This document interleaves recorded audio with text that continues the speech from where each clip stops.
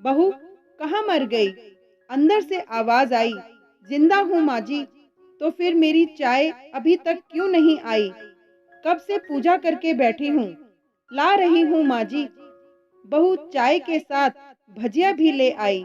सास ने कहा, तेल का खिलाकर क्या मारोगी? बहू ने कहा, ठीक है माँ जी, ले जाती हूँ। सास ने कहा, रहने दे, अब बना दिया है तो खा लेती हूँ। सास ने भजिया उठाई और कहा, कितनी गंदी भजिया बनाई है तुमने। बहू, माँ जी, मुझे कपड़े धोने हैं, मैं जाती हूँ। बहू दरवाजे के पास छिपकर खड़ी हो गई। सास भजिया पर टूट पड़ी और पूरी भजिया खत्म कर दी। बहू मुस्कुराई और काम पर लग गई। दोपहर के खाने का वक्त हुआ। सास ने फिर आवाज लगाई, कुछ खाने को मिलेगा? बहू ने आवाज नहीं दी। सास फिर चिल्लाई, भूखे मारोगी क्या? बहू आई, सामने खिचड़ी रख दी। सास गुस्से से, ये क्या है? मुझे ये नहीं खानी, ले जाओ इसे। बहू ने कहा, आपको डॉक्टर ने दिन में खिचड़ी खाने को कहा है, खानी तो पड़ेगी ही। सास मुंह बनाते हुए, हाँ, तू मेरी माँ बन जा। बहू फिर मुस्कुराई और चली गई। आज इनके घर पूजा थी। बहू सुबह 4 बजे से उठ गई। पहले स्नान किया, फिर फूल लाई, माला बनाई, रसोई साफ की, पकवान और भोज बनाया। सुबह के 10 बज गए। अब सास भी उठ चुकी थी। बहू अब पंडित जी के साथ भगवान के वस्त्र तैयार कर रही थी। आज ऑफिस की छुट्टी भी थी, तो उनके पति भी घर पर थे। पूजा शुरू हुई। सास चिल्लाती, बहू ये नहीं है, वो नहीं है। बहू दौड़ी दौड़ी आती और सब करती। अब दोपहर के 3 बज गए थे। आरती की तैयारी चल रही थी। पंडित जी ने सबको आरती के लिए बुलाया और सबके हाथों में थाली दी। जैसे ही बहू ने थाली पकड़ी, थाली हाथों से गिर पड़ी।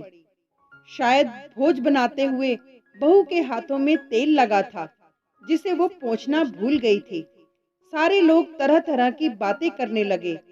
कैसी बहू है, कुछ नहीं आता, एक काम भी ठीक से नहीं कर सकती, न जाने कैसी बहू उठा लाए हैं, एक आरती की थाली भी संभाल नहीं सकी। उसके पति भी गुस्सा हो गए, पर सास चुप रही, कुछ नहीं कहा। बस यही बोल के छोड़ दिया, सीख रही है, सब सीख जाएगी धीरे धीरे। अब सबको खाना परोसा जाने लगा। बहू दौड़ दौड़ के खाना देती, फिर पानी लाती। करीब 70-80 लोग हो गए थे। इधर 2 नौकर और बहू अकेली, फिर भी वहाँ सारा काम बहुत ही अच्छे तरीके से करती। अब उसकी सास और कुछ आस पड़ोस के लोग खाने पर बैठे। बहू ने खाना परोसना शुरू किया। सबको खाना दे दिया गया। जैसे ही पहला निवाला सास ने खाया, तुमने नमक ठीक से नहीं डाला क्या? एक काम ठीक से नहीं करती, पता नहीं मेरे बाद कैसे ये घर संभालेगी। आस पड़ोस वालों को तो जानते ही हो ना साहब, वो बस बहाना ढूंढते हैं नुक्स निकालने का।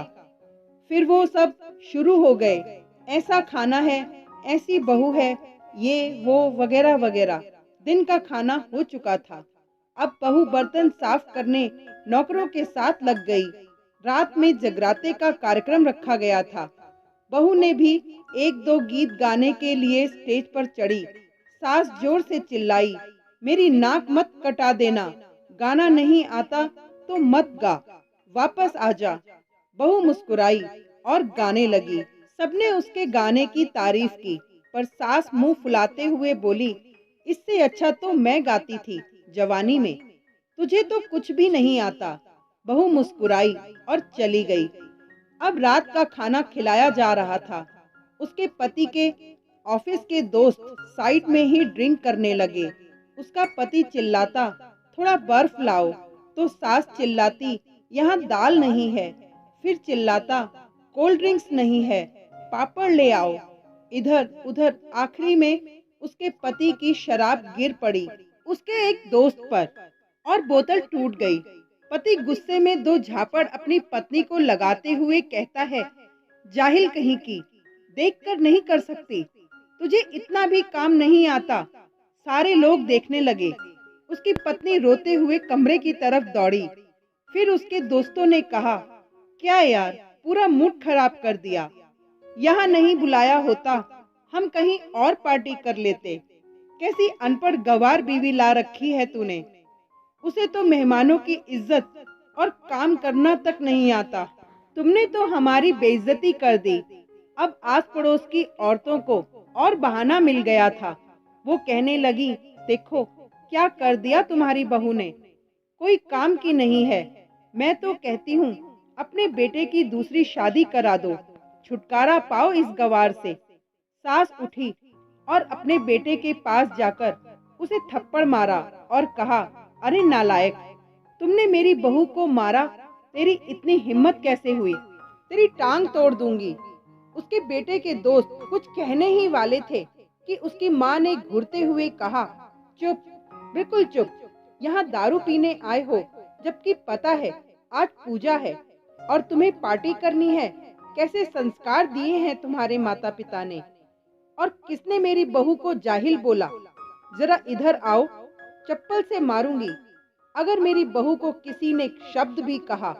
अरे पापी, तूने उस लड़की को बस इसीलिए मारा कि तेरी शराब टूट गई। पापी, वो बच्ची सुबह 4 बजे से उठी है, घर का सारा काम कर रही है, ना सुबह से नाश्ता किया, ना दिन का खाना खाया, फिर भी हंसते हुए, सबकी बातें सुनते हुए, ताने सुनते हुए घर के काम में लगी रही। तेरे यार दोस्तों को तो वो अच्छी नहीं लगी। जूते से मारूंगी तेरे दोस्तों को जो कभी उन्होंने ऐसा कहा। उसके यार दोस्त चुपके से खिसक लिए। अब सास बहू के कमरे में गई और बहू का हाथ पकड़कर बाहर लाई। सबके सामने कहने लगी, किसने कहा था अपनी बहू को घर से निकाल के दूसरी बहू ले आना, जरा सामने आओ। कोई सामने नहीं आया। फिर सास ने कहा, तुम जानते भी क्या हो इस लड़की के बारे में। ये मेरी माँ भी है, बेटी भी। माँ इसीलिए मुझे गलत काम करने पर डांटती है और बेटी इसलिए कभी कभी मेरी दिल की भावनाएं समझ जाती है। मेरी दिन रात सेवा करती है, मेरे 1000 ताने सुनती है, पर एक शब्द भी गलत नहीं कहती, ना सामने ना पीठ पीछे। और तुम कहते हो दूसरी बहू ले आऊं। याद है ना छुटकी की दादी, अपनी बहू की करतूत। सास ने गुस्से से पड़ोस की महिला को कहा, अभी पिछले हफ्ते ही तुम्हें मियाँ बीबी भूखे छोड़ घूमने चले गए थे। मेरी इसी बहू ने 7 दिनों तक तुम्हारे घर पर खाना पानी, यहाँ तक कि तुम्हारे पैर दबाने जाती थी, और तुम इसे जाहिल बोलती हो। जाहिल तो तुम सब हो जो कोयले और हीरे में फर्क नहीं जानते। अगर आइंदा मेरी बहू के बारे में किसी ने एक लफ्ज भी बोला तो मुझसे बुरा कोई नहीं होगा, क्योंकि ये मेरी बहू नहीं, मेरी बेटी है। बहू सिसकियां लेते हुए फिर कमरे में चली गई। सास ने एक प्लेट उठाई और भोजन परोसा और बहू के कमरे में खुद ले गई। सास को भोजन लाते देखा तो बहू ने कहा, अरे माँ जी, आप क्या कर रही हो, मैं खुद ले लेती। सास ने प्यार से ताना मारते हुए कहा, डर मत, इसमें जहर नहीं है, मार नहीं डालूंगी तुझे। तुझे नई सास चाहिए होगी, पर मुझे अभी भी तू ही मेरे घर की बहू चाहिए। बहू ने अपनी सास को रोते हुए गले से लगा लिया। सास भी रो दी पहली बार और कहा, चल खाना खा ले। फिर उसके आंसू पोंछते हुए बोली, अरे तू मेरी बहू नहीं, मेरी बेटी है। कुछ रिश्ते बहुत मीठे होते हैं, बस बातें कड़वी होती हैं। बहू को प्यार देकर देखो, वो तुम्हारे परिवार के लिए अपने घर का आंगन छोड़ कर आती है।